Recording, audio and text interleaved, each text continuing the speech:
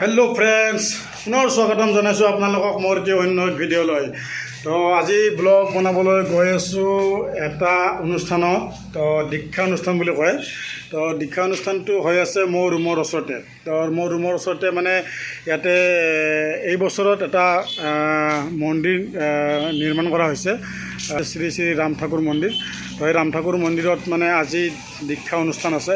আৰু এই দীক্ষা অনুষ্ঠানত মানে যিজন মহাৰাজ হয় তেখেতসকলৰ, তো মহাৰাজক মানে আমন্ত্ৰণ কৰি অনা হৈছে সুদূৰ কলকাতাৰ পৰা।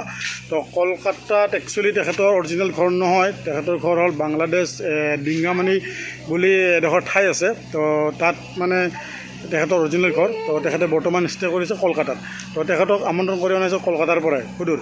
তো গতিকে তেখেত বৰ্তমান আহি পাইছেহি, মোৰ ৰুমৰ ওচৰত যিখন মানে অনুষ্ঠান হৈ আছে তাত আহি পাইছে। তো গতিকে মই তেখেতক দেখুৱাম আৰু তেখেতক সকলৰ মানে যি সনাতন ধৰ্মৰ মানে কেনেকুৱা ধৰণৰ অনুষ্ঠান হয় দীক্ষা অনুষ্ঠান, তো সকলোবোৰ মই দেখুৱাই আছোঁ আপোনালোকক এইটো ব্লগৰ জৰিয়তে। তো আপোনালোকে ব্লগটো চাই থাকিব শেষ পৰ্যন্ত।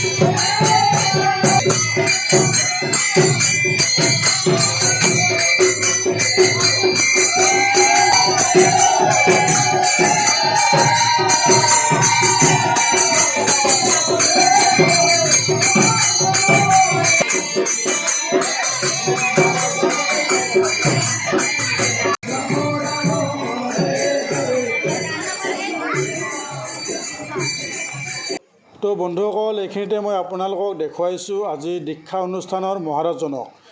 তেখেতে হ'ল মহাৰাজৰ আশীৰ্বাদ লোৱাৰ বাবে আমাৰ সনাতন ধৰ্মৰ ভক্তপ্ৰাণসকলৰ এনেদৰে ভিৰ ভাৰ কৰি থকা দেখা পোৱা গৈছে।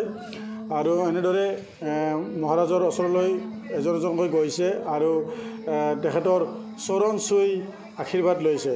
আৰু মহাৰাজে এনেদৰে সকলোকে খুব মৰমেৰে আশীৰ্বাদ দি থকাটো দেখা পোৱা গৈছে।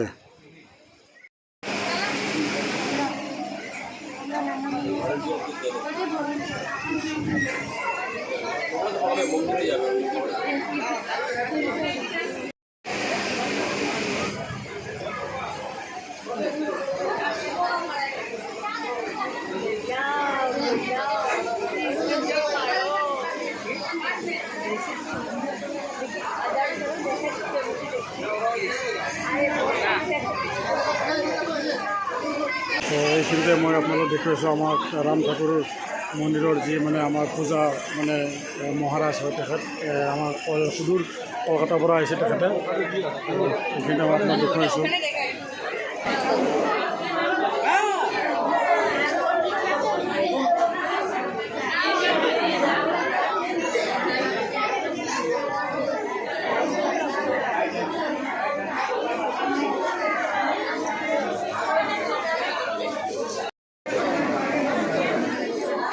তো বন্ধুসকল, এইখিনিতে আপোনালোকে দেখিবলৈ পাইছে আজি দীক্ষা অনুষ্ঠানৰ মহাৰাজজনক। মহাৰাজ বৰ্তমান আমাৰ শ্ৰী শ্ৰী ৰাম ঠাকুৰ মন্দিৰৰ ভিতৰত প্ৰৱেশ কৰিছে আৰু তেখেতে তেখেতৰ নিজৰ গুৰুজনাক সেৱা জনাইছে।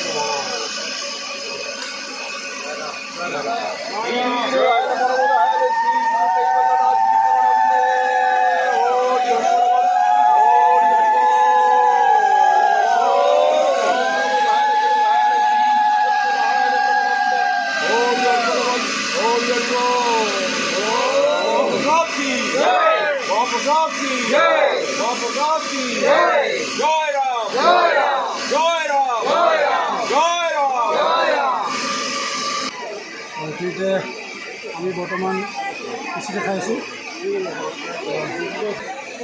এখানে পায়স পায়স দিছে, লগতে টমেটো চপ, চাটনি, লগতে আচাৰ আছে, চব্জি আছে, আলু আছে, চব মানে মিক্স আৰু গোটেইবিলাক একেলগত। খুব ভাল লাগিছে খাই কিনে, খুব সুন্দৰ পৰিৱেশ, ফুল্লি হেপী আই এম।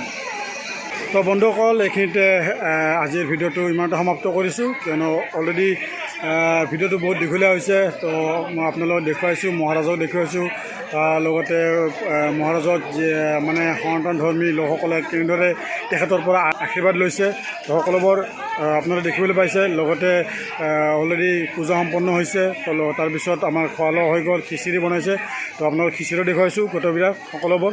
তো গতিকে ভিডিঅ'টো বেছি দীঘলীয়া নকৰোঁ, তো ভিডিঅ'টো আজিলৈ ইমানতে সামৰিছোঁ। যদি আপোনালোকে ভিডিঅ'টো ভাল পাইছে বা পচন্দ কৰিছে, তেতিয়াহ'লে ভিডিঅ'টো আপোনালোকে লাইক কৰিব, কমেণ্টছ কৰিব এণ্ড শ্বেয়াৰ কৰিব। আৰু লগতে মোৰ নতুন চেনেল হয়, তো মোৰ চেনেলটো আপোনালোকে ছাবস্ক্ৰাইব কৰিব। Thank you, bye by.